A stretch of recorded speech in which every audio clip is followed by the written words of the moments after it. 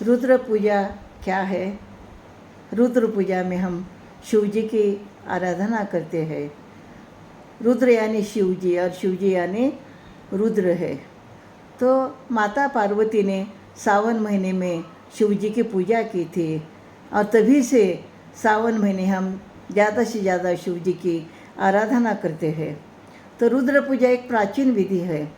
तो हमारे ऋषि मुनि प्राचीन काल में जो है ध्यान करते थे। गहरे ध्यान में जब वो चले जाते थे तो उनको कई मंत्रों की सिद्धि होती थी और वही मंत्र बाद में वो लिख करके यानी इस संसार के उपयोग के लिए लिख करके रखते थे। उसी प्रकार से रुद्र के मंत्रों की भी उन्हें सिद्धि मंत्र प्राप्त हुए और मंत्र प्राप्त होने के बाद फिर वही रुद्र का पठन हम रुद्र पाठ शिव जी की आराधना के लिए रुद्र का पाठ करते हैं। तो जब हम रुद्र पूजा करते हैं तो रुद्र पूजा करते समय हम 6 तत्वों को 6 देवताओं को आह्वान करते हैं। सूर्य देवता को आह्वान करते हैं क्योंकि वह नवग्रह के देवता है। गणपति का आह्वान करते हैं क्योंकि वह विघ्ननाशक है। अंबिका का आह्वान करते हैं। लक्ष्मी, सरस्वती, पार्वती ये तीनों की शक्ति एकत्रित रहती, इसीलिए नारायण तो पालनहारी है, उनका भी आह्वान करते हैं। और शिव जी की तो हम पूजा करते हैं, आराधना करते हैं। और हम गुरु को भी आह्वान करते हैं क्योंकि गुरु के बिना हमारा जीवन है नहीं, जीवन की हम कल्पना भी नहीं कर सकते। क्योंकि जो भी हमें ज्ञान मिला वो गुरु से ही हमें मिला है।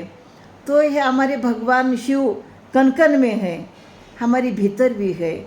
शिव जी का अंश हमारे अंदर भी है। और मैं भी रुद्र यानी शिव यानी रुद्र, तो मैं भी रुद्र का एक अंश हूँ। और इसलिए रुद्र का पाठ करते समय हम खुद रुद्र है ऐसे सोच करके हमें रुद्र का पाठ करना है। रुद्र में मंत्रों का पाठ करते समय हमें ध्यान करना है और ध्यान करते समय हमें तल्लीन होना है।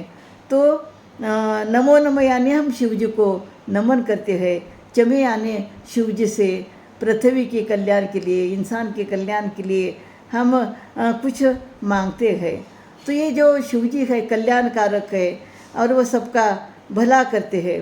तो जब हम रुद्रों का पाठ करते हैं, रुद्र जब हम सुनते हैं तो सुनते समय हम रुद्र में एक रूप होना चाहिए। जब हम रुद्र में एक रूप होते हैं तो हमने जो संकल्प किया है वह हमारा संकल्प पूरा हो जाता है। वास्तविक रूप से देखा जाए तो रुद्र पाठ, रुद्र पूजा यह हमारे जीवन के संकल्प को